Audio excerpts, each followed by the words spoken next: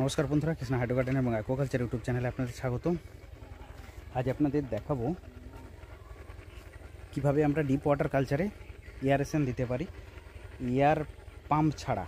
Aeration যে oxygen pump হয়, oxygen pump নয়, অ্যাকচুয়ালি এয়ার পাম্প হয়, যেটা অ্যাকোয়ারিয়াম এয়ার পাম্প হয়, সেই এয়ার পাম্প ছাড়াই আমরা কিভাবে ডিপ ওয়াটার কালচারে অক্সিজেন দিতে পারি সেটা আপনাদের দেখাবো। আপনারা হয়তো যারা আমার আগের ভিডিওগুলোকে ফলো করেছেন তারা কিন্তু দেখতে পাবেন যে এটা একটা ডিপ ওয়াটার কালচারের বেড। এটা দেখুন ডিপ ওয়াটার কালচার। এখানে আপনারা দেখলে দেখতে পাবেন যে নিচে তলাতে একদম পুরো জল রয়েছে, আর সেই জলে শেকড়টা চোবানো অবস্থাতে রয়েছে। এখান থেকে গাছ কিন্তু তার প্রয়োজনীয় খাদ্য উপাদান পাচ্ছে, আর এই জলের মধ্যেই আমরা হাইড্রোপনিক সলিউশন অ্যাড করছি, আর সেই সলিউশন থেকে কিন্তু গাছ তার খাদ্য নিতে পারছে। এভাবেই কিন্তু সিস্টেমটা চলছে। কিন্তু একটা ব্যাপার, সেটা হচ্ছে রুট জোনে কিন্তু অক্সিজেন থাকা খুবই জরুরি। গাছ কিন্তু শেকড়ের সাহায্যে কিন্তু ডিজলভ অক্সিজেন বা অক্সিজেন নেয়। তো তার জন্যে কিন্তু রুট জোনে যদি ঠিকঠাকভাবে অক্সিজেন না দেওয়া হয় তাহলে কিন্তু গাছের গ্রোথ ভালো হবে না। আমরা কিন্তু প্রথমে অক্সিজেন দিইনি, প্রথমে কিন্তু গাছটা ঠিকভাবে বেড়েছিল, তারপরে কিন্তু গাছটার গ্রোথটা একটা স্টপ হয়ে গেল। এটা স্টপ হয়ে যাওয়ার কারণ হচ্ছে গাছের কিন্তু গোড়াতে রুট জোনে অক্সিজেনের অভাব রয়েছে। তো সেই অক্সিজেনের অভাব পূরণ করার জন্য বাইরে থেকে হয় এয়ারস্টোন দিয়ে বা অন্য কোনোভাবে অক্সিজেন সাপ্লাই দিতে হবে। ক্রাথি মেথডে কি হয়, এখানে গাছের শেকড়টা কিছুটা হাওয়াতে থাকে, যার জন্য হাওয়া থেকে অক্সিজেনটা নিতে পারে। তো এখানে কি হচ্ছে, এখানে কিন্তু অক্সিজেন নিতে পারছে না। তার কারণ আপনাদের দেখালাম, শেকড়টা কিন্তু সম্পূর্ণ নিমজ্জিত অবস্থাতে রয়েছে। শেকড় গাছের শেকড় কিন্তু সম্পূর্ণ নিমজ্জিত অবস্থায়, কোনোটাই কিন্তু এয়ারেশনে বাতাসের মধ্যে নেই। তো সুতরাং এখানে কিন্তু এই সমস্যাটা ফেস করতে হবে। তার জন্য আমরা কি করব, বাইরে থেকে অক্সিজেন সাপ্লাই দেব। তো অক্সিজেন সাপ্লাই দিতে গেলে আমাদেরকে হয় এয়ার পাম্প লাগাতে হবে বা অন্য কোনোভাবে অক্সিজেন সাপ্লাই দিতে হবে। আরেকটা অন্য কোনোভাবে আমি একটা অক্সিজেন সাপ্লাই দিয়েছি, সেটা আপনাদের দেখাবো। এখানে দেখুন যে মটর গাছ এখন কিন্তু গরম পড়ে গিয়েছে, তার সত্ত্বেও কিন্তু মটর গাছ ভালোই হচ্ছে, মটরের দানাও হচ্ছে এখানে। তো এগুলো খাওয়ার উপযুক্ত হয়ে গিয়েছে। এখানে টমেটো গাছ, আর প্রচণ্ড পরিমাণে এখানে ঘন গাছ রয়েছে।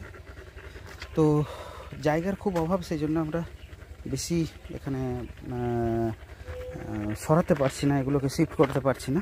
তো আজকে যে আপনাদের উদ্দেশ্য যেটা দেখাবো সেটা হচ্ছে, এই দেখুন এটা হচ্ছে একটা পাম্প, একটা বুড়বুড় বুড়বুড় আওয়াজ হচ্ছে। এই দেখুন এখানে যদি আমি চেপে দিই, এটা বুড়বুড় আওয়াজটা বন্ধ হয়ে যাচ্ছে। আর এটা খুলে দিলে দেখতে পাচ্ছেন যে আবার হাওয়ার আওয়াজ হচ্ছে। এখানে আমার একটা ভেতরে ছোট্ট পাম্প লাগানো রয়েছে। সেই পাম্পটা কেমন বা কীভাবে আমরা সেট করেছি সেটা আপনাদের দেখাচ্ছি।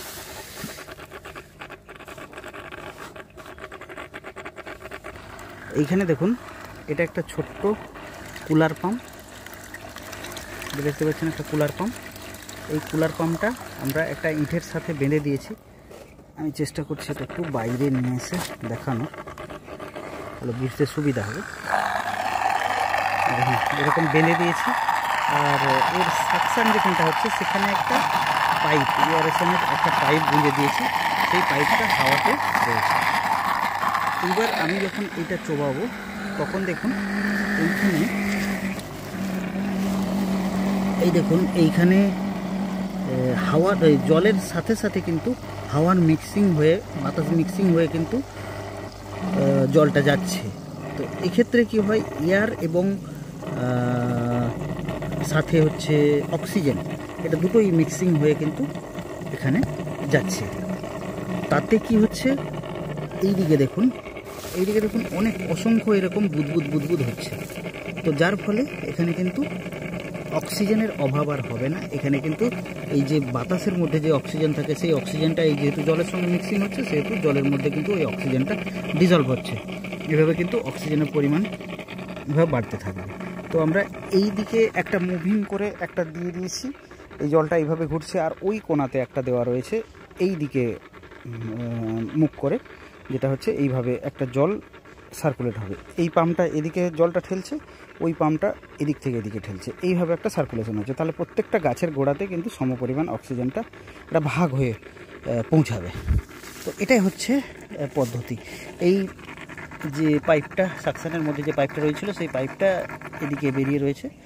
এটা বন্ধ করে দিলে কিন্তু শুধু জল যাবে, আর এটা খুলে দিলে এখানে কিন্তু হাওয়া এবং জল একসঙ্গে, বাতাস এবং জল একসঙ্গে মিক্সিং হবে, যে ক্ষেত্রে আমাদের এই জলের মধ্যে যে রুট জোনে অক্সিজেন, সেই অক্সিজেনের পরিমাণটা বাড়বে, আর গাছের গ্রোথও কিন্তু তুলনামূলকভাবে আর কিছুদিনের মধ্যেই কিন্তু আমরা দেখতে পাবো গ্রোথটাও কিন্তু অন্যরকম হবে। রুট জোনে অক্সিজেন না থাকলে কিন্তু গাছের গ্রোথ ভালো হবে না। সেক্ষেত্রে আপনি যতই ভালো নিউট্রিশন দিন, যতই ভালো খাবার দিন, কোনো কিন্তু খুব ভালো গ্রোথ হবে না। তো আজকে এরকম একটা টিপস দেখালাম কিভাবে আমরা জলের মধ্যে অক্সিজেন অ্যাড করি। এভাবেও আপনারা করতে পারবেন, বা আপনার কাছে যদি এয়ারেশন পাম্প থাকে এয়ারেশন পাম্প দিয়েও করতে পারবেন। এভাবেও কিন্তু আপনারা হাইড্রোপনিক করতে পারবেন। এটা হচ্ছে একদম সহজ একটা হাইড্রোপনিক পদ্ধতি। তো কেমন লাগলো এই টিপসটা সবাই জানাবেন, আর পরবর্তী আপডেট ভিডিও নিয়ে আবার হাজির হব। ততক্ষণ পর্যন্ত সবাই ভালো থাকুন, সুস্থ থাকুন। জয় হিন্দ, জয় ভারত।